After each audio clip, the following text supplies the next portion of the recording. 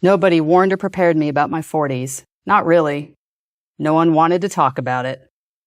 And I definitely didn't want to talk about it. So today I'm sharing 3 things I wish somebody would have told me before I got there.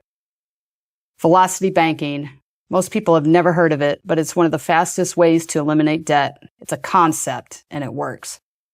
The health shift is real. If you feel like your body is different, like aliens are taking over and nobody's giving you real answers, you're not imagining it. Faith. It's my foundation, not the fallback. I treated faith like a safety net for most of my 30s, checking all the boxes as I hustled through my days. At Salt and Steel, we are not midlife crisising, we are midlife thriving. Simple, strong, resilient living. Follow so you don't miss what's next. Hi, I'm Amber with Salt and Steel. Thank you for tuning in.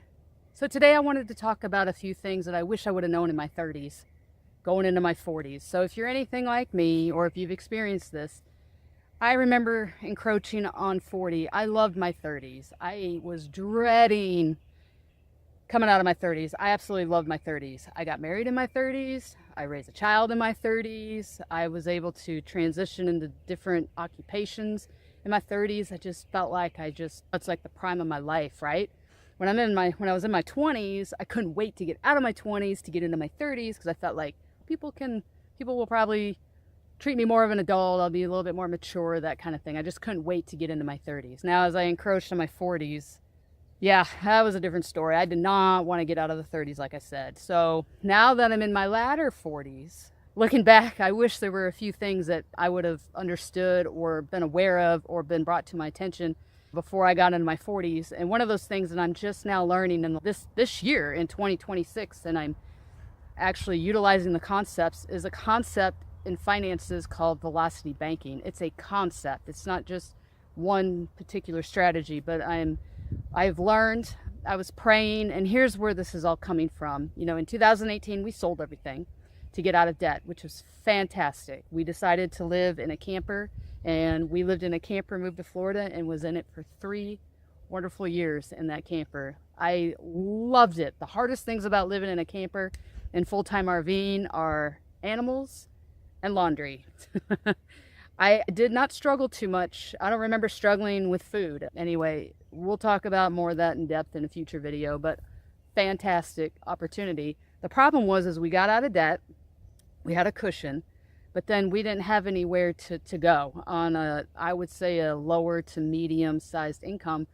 Where are you going to invest? How are you going to do these things? And I remember in 18 and 19, just like praying, just like, Lord, I don't know what to do now. Like, we don't have debt.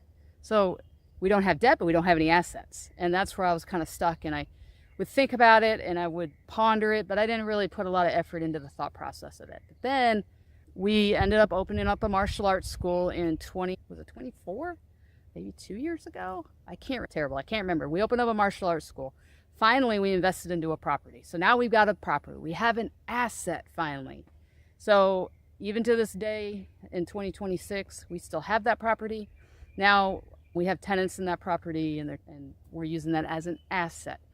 Aside from that, which sounds like common sense to most people, is still, what are we doing? You know what I mean? We're not really getting anywhere. Retirements are growing so slow. How are we going to do this? So I got in and did a lot of praying, and I came across a gal named Christy Van with Vantastic, Vantastic Finances. She's a Christian lady. I believe she's in Tennessee, and I've talked to her on the phone, and we've gone back and forth. I have now invested in a program called Money Max to help me take my finances. It's an algorithm that sees my finances specifically and tells me where I need to start putting things. Now, for someone like me, the only debt we have is this property. So it's telling me how to pay down my property. Right now, we are on track to pay off that property that we've had for 2 years, I think 2 years now, in 5.3 years, just on my income, which is not that great when you work for the public sector, but it's income. But I always knew that there was something more that could be done with what I had. I didn't have to go out and work a second job, a third job, find a side hustle and do all these things. And I finally found an answer, and we're implementing some of these practices, and it's starting to work. I'm starting to see that happen. And of course, the more cash flow you have, and that's been the issue.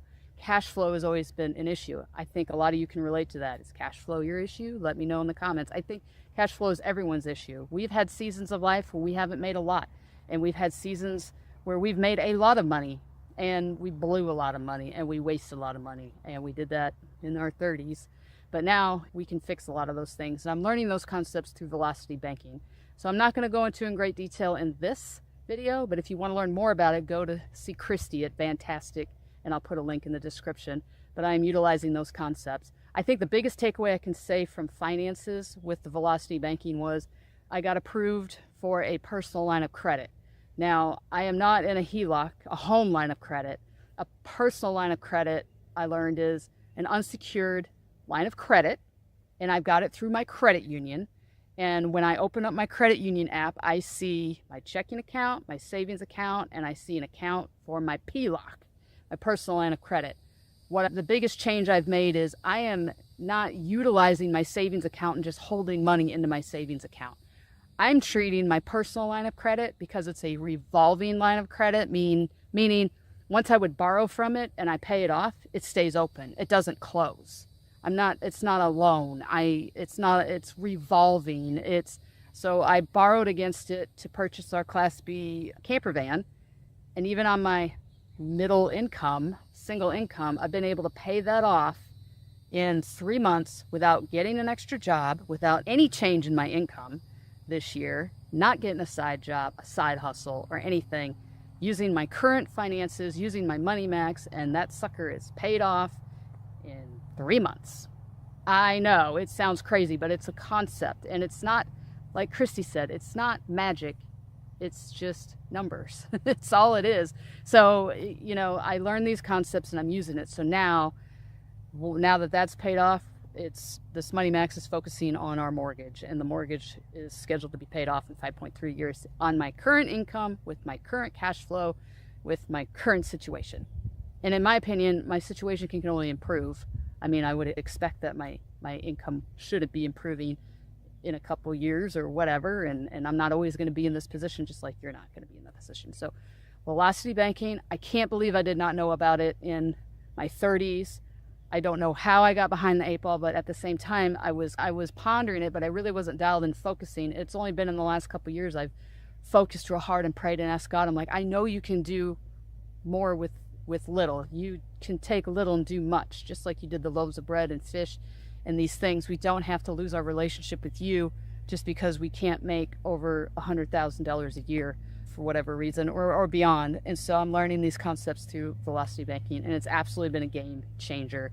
I sleep better at night. My cortisol levels are down. My hormones can self-regulate a little bit better because I'm not adding this extra financial stress into my life. So look into it, and we will talk more about it in this channel on separate videos. So it's just one of our pillars that we talk about. The other thing that I wish somebody would have sat down and talked to me about, and maybe they did a little bit, my nurse practitioner, when we were back in Branson, we talked about it a little bit, but I kind of maybe arrogantly was like, I'm in such good shape. I have such good health. Like, what are you talking about? I'm in perimenopause. You know what I mean? And, rude awakening. Amber, you've been in perimenopause. Here I am in my later 30s. You've been in perimenopause probably since you were 26 and didn't even realize it. And I'm like, whatever, you know what I mean? I didn't have any of these weird issues, but I'm telling you what, and honestly, I have cruised through my 40s, but something happened last year at the age of 47. There was a shift. There was a coinky-dink, whatever you want to call it, but about 1 year ago, to be a year ago next month, I got stung by an insect, and that threw my health into a tizzy, whether it's Lyme disease, whether it was a reaction, whether it was just coincidence that all this happened at the same time. And full disclosure, men, if you want to click off now, you can, because this is a woman's discussion here. But my periods started to change. My sleep, I could not get enough sleep. I mean, that is very unlike me. I can usually sleep 3 or 4 hours if I have to and run full on throttle the next day and be fine. I couldn't get enough sleep. Bloating started to kick in. I have never, ever had a period irregularity. Waking up with absolute pain in my stomach, never have had that, ever. I have had like been blessed with like the easiest menstrual cycle a woman could possibly have from the age of 13, 14 to 47. I really, really, really got fortunate with no issues whatsoever. I mean, nothing. But all of a sudden, I'm having problems, and nobody talks about it. Nobody tells you about all these things. You feel like things are internally shifting, and they are. Your hormones, your reproductive hormones, are going to eventually shift to your adrenals, and that's going to happen. But I think in my naive head, because I've been so healthy, thank God, and I've been extremely active all my life, and I've been able to just stay on top of things, and I incorporated intermittent fasting years ago. I mean, I think probably in my early 30s or close to it, or maybe my mid 30s at the latest. And really that came from biblical things that I was finding, just like if we happen to go into a famine, how are we going to handle that? Is eating 3 times a day practical? What is to do when I fast? You know, exploring all these things, which of course we'll talk about in this channel too. But that shift to health, man, it really threw me for a loop. I ended up having to go to the emergency room, which I never do. And I feared because, and it's probably hard to see, but I have a scar, but there is a spot on my arm here that this is where I got bit. And it took, I mean, I'm stubborn. I would not go to the doctor. But I mean, what got me, that sent me to the ER, was I started getting chronic headaches. Mild enough where I could still sleep, but when I woke up, they were still there, and it concerned me. I'm like, I don't want to get into a stroke situation. I don't want to get into a pulmonary issue, because it's so unusual for me. And I am my best health advocate. I know my body better than anybody, just like you know your body better than anybody. But that concerned me, so I got on a teledoc, and he went through all the questions, and he said, you need to go to the ER now because you've waited too long, and I'm concerned that you might have Lyme disease. So I go to the ER. I have a young doctor who is as arrogant as can be, who stood there in the doorway with his arms crossed and said, why are you even here?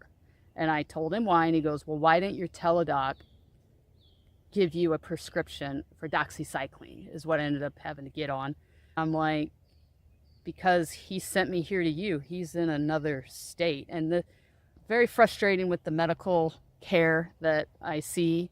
And this is where you guys just really, when you know what you know, you take that knowing in your gut and you push through it to get the answers that you need through your doctors.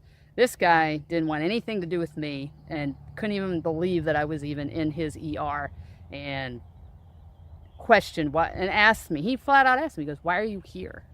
And I said, because he thinks I have Lyme disease. Why do you think you have Lyme disease? Because I answered yes to all the questions when he surveyed me on my assessment. That's why. He gave me a prescription, shoved me out the door, and then of course I get a nice bill in the mail for terrible customer service, terrible bedside manner, and terrible, luckily the doxycycline worked on it. But last year I typically do 2 72-hour 3-day fasts.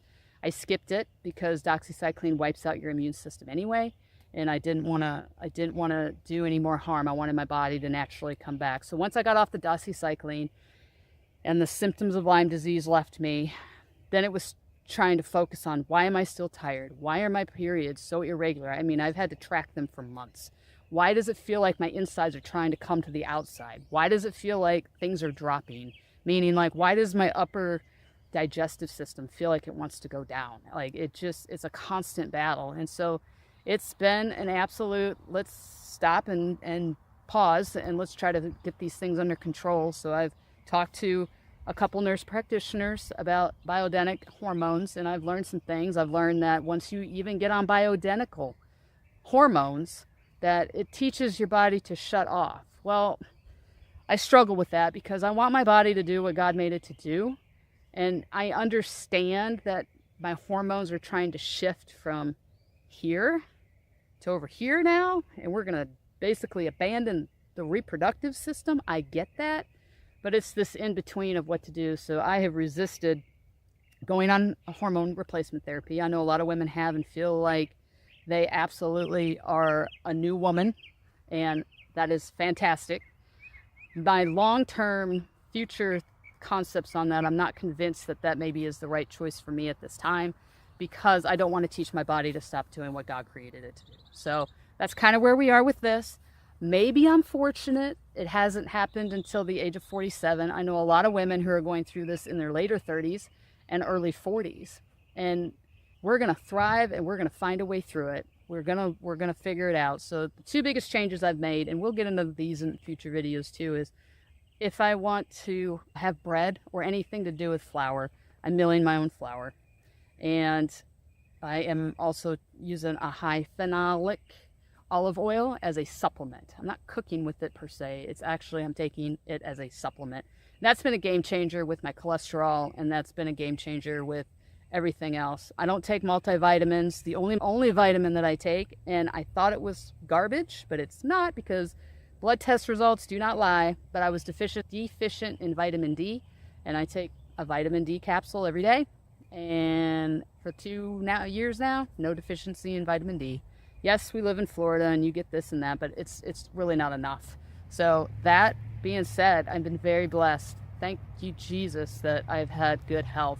Yes, I've struggled with some blood pressure issues, but the milled flour and the olive oil have helped with that too. My blood pressure now goes back to normal. It doesn't take much for it to elevate, but for me, it's going to be more the environmental cortisol levels that are going to affect it more than anything.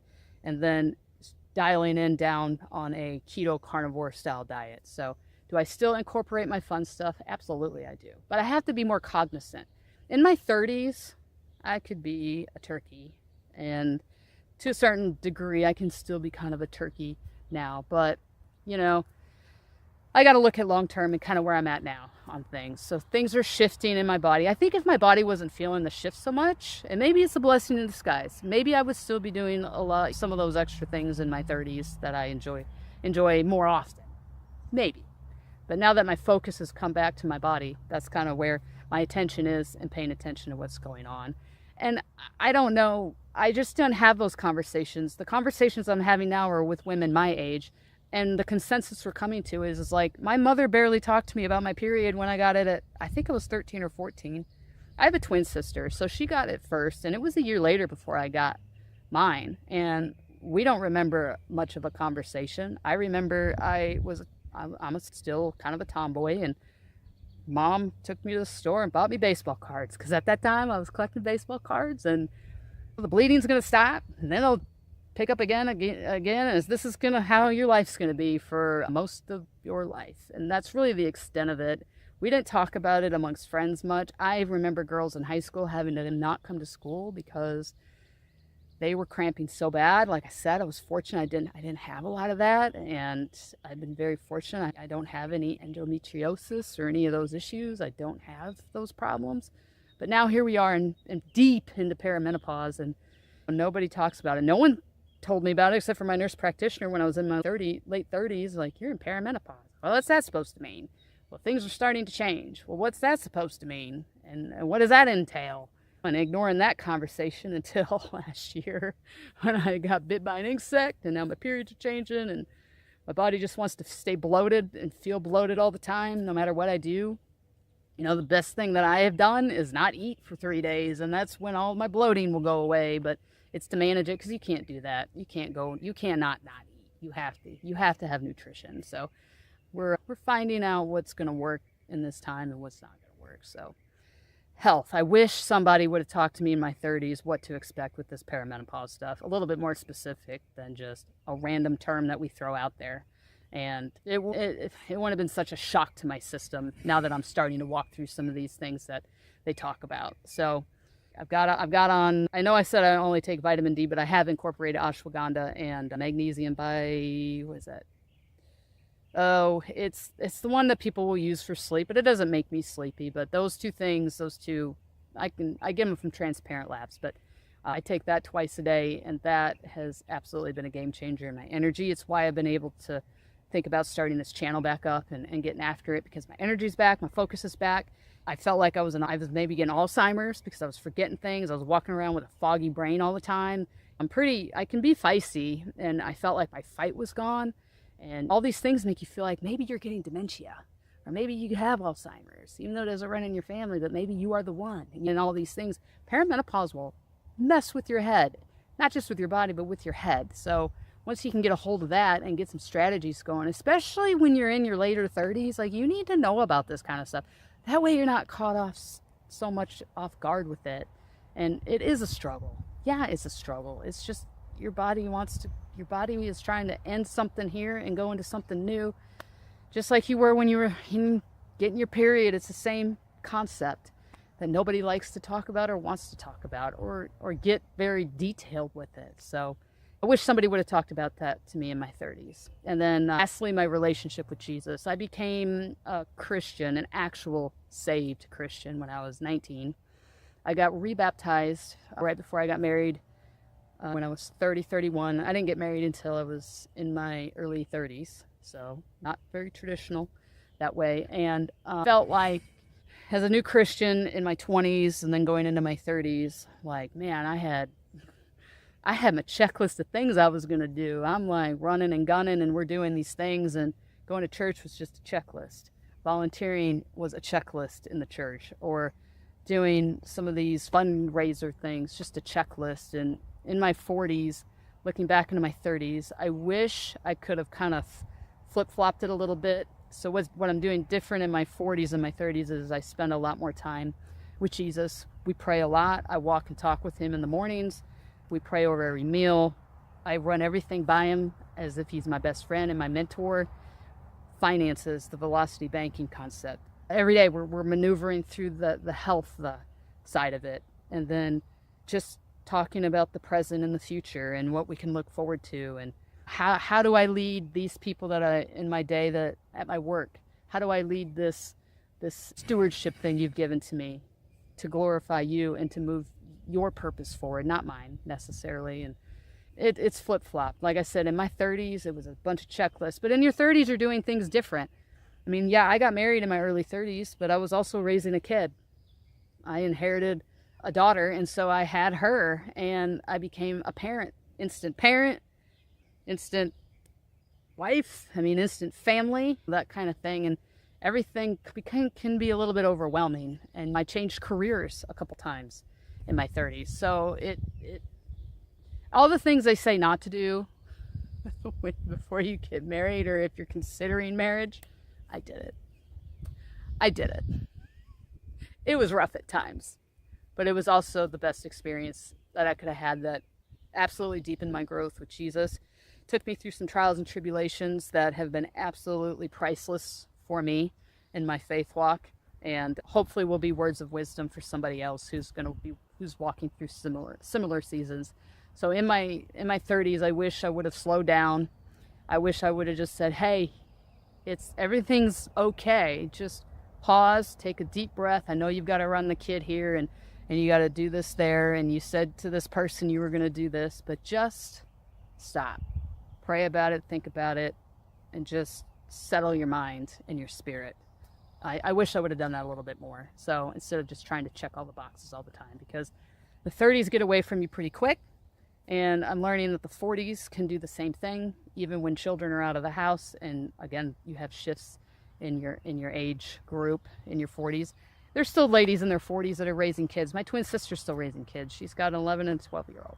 So we're all in different seasons. Mine just looked at and unfolded a little bit different than maybe other people's, but in a lot of ways that concept can still be applied now, and I want to keep that going forward. So when distractions shift and change, or your responsibilities or your obligations, that relationship, if I could have gone back and nurtured that a little bit stronger, especially in my 20s and 30s. But again, I needed to grow up, and I needed to understand some things. And just because your age, says you're a certain thing, doesn't mean you're emotionally, spiritually there. And so I was growing up still in my 30s and 40s, but I wish somebody maybe could have guided me a little bit better in my 40s. But then again, I was stubborn too. So I had my own ambitions. I had my own goals and objectives that I was trying to get to personally and professionally. And sometimes it's hard to hear things like that. It probably was said at some point, and I just ignored it because I was blinded by my own ambitions and my own selfish things that I wanted to do. So these are just some things I wanted to share with you as we're progressing through and we're moving to these next levels of life. There are things that come up, and I hope that we can relate on some level with it. And if so, drop me comments. Let me know what you're going through. Let me know what's working for you. You know what I mean? I'm not going to sit here and tell you that I've got perimenopause all figured out, because I don't. I'm walking through the journey right now when you're going along with me. So the days like yesterday, I woke up and I felt foggy-headed for a day and tired. Now today, I woke up a little tired but not so foggy-headed, and I feel great. I feel like I could go for a run, but I'm not going to go for a run. Today is my day off from working out, and it's really hot outside. So, I mean, I'm being a little bit smarter on how I approach my workouts and my physical activity as opposed to my 20s. I mean, I can go there. I can still rock it with them if I want to, but why? Do I need to? No, not necessarily, but I could, and you could too. So don't forget that. You can. So, but thank you for coming along with this video with me. Let me know in the comments what you're going through, and maybe some things that you wish somebody would have told you in your 30s, as you're getting out of your 30s into your 40s. A mentor, what did they tell you? I'd like to know, because I'm still wanting to learn and have wisdom. So thank you guys for coming along, and just remember, stay simple, strong, and resilient living here on Salt and Steel. All right, bye.